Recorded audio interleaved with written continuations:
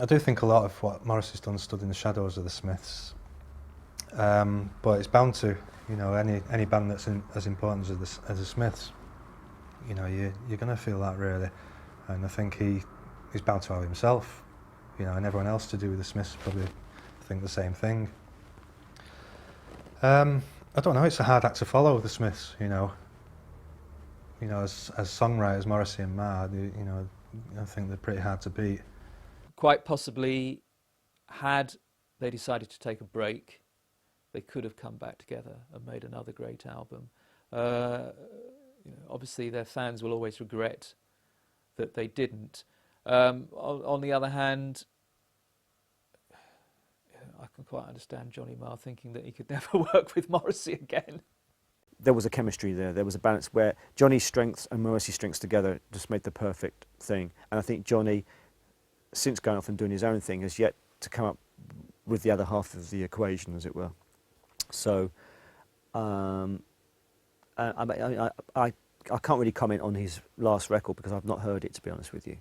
But I've got a lot of time and a lot of respect for Johnny. Johnny Marr, post the Smiths, it's ironic that what he did mostly post the Smiths was guest in other people's bands. Now, he might have left the Smiths because he was beginning to feel like a guest in his own band, but actually what happened was he really did become a guest in other people's bands, and for a while he guested with all the bands that he wanted to play with. And I'm sure that he enjoyed himself. He also had some other collaborative projects. I thought when Johnny joined up with Bernard Sumner and formed the Electronic, I thought it was a great move. I thought the first single was fantastic. I remember it was in the chart at the same time as There Is No Other Way, which was the first single I did with Blur. And I thought, good on you, Johnny. It's great to see you back in the charts again. And, it was a great record. And I was kind of expecting more of them, to be honest.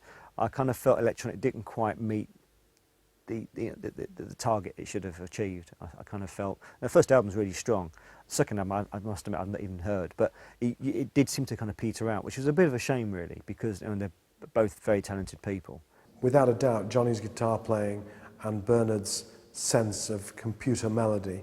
I mean, Bernard is the unspoken hero of British music. No one understands that he learnt from Martin Hannett, and then in creating things like Everything Has Gone Green and then Blue Monday, he created a template for using computers to make modern music. And he's never appreciated, and being such a sweet boy in many ways, he's never made the case. I spend my life making the case for him. So there are bits of Electronic which show Bernard and Johnny to their best, and Getting Away With It is a glorious single.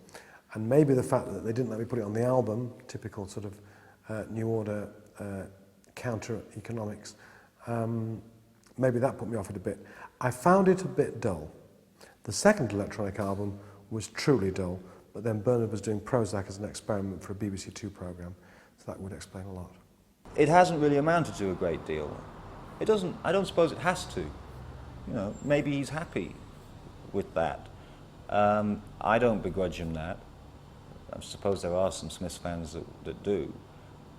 But in the end, it does suggest that the driving ambition and creative force was Morrissey. That it was his hand in the glove, if you pardon the expression. It's a difficult level of where we begin to talk about a career like Morrissey to say it hasn't worked well and this album is good and this album isn't bad. I think there comes a moment with a songwriter as good as Morrissey, and I think it comes with people as good as, and I put him in this category, in this company, of Bob Dylan, of Lou Reed, of Neil Young, that it's almost unfair of us to put this incredible burden on a singer and songwriter that, because we've loved them so much for these great things that they do, that they always do it.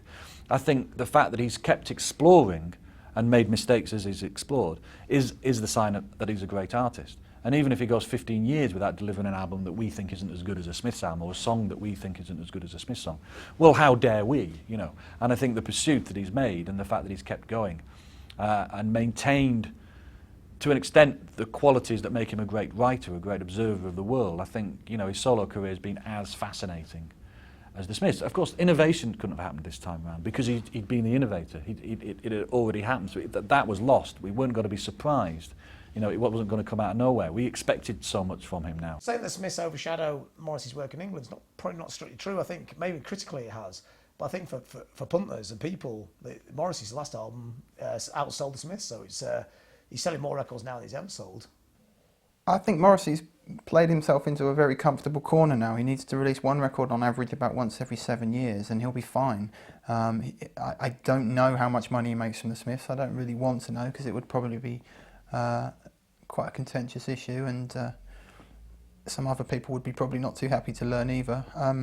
But as long as Morrissey keeps writing half-decent records with half-decent producers and half-decent songwriters, he'll be fine. He's always going to be adored. They clearly needed each other.